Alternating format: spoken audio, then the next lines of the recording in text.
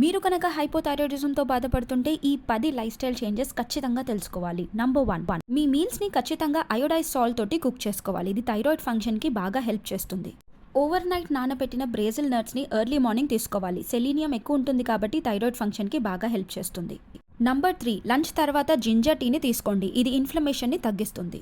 రోజు 10 to 15 minutes వరకు sun exposure ఉండేలాగా చూసుకోండి. ఇది థైరాయిడ్ స్టిమ్యులేటింగ్ హార్మోన్ ప్రొడక్షన్ని ఇంక్రీజ్ చేస్తుంది.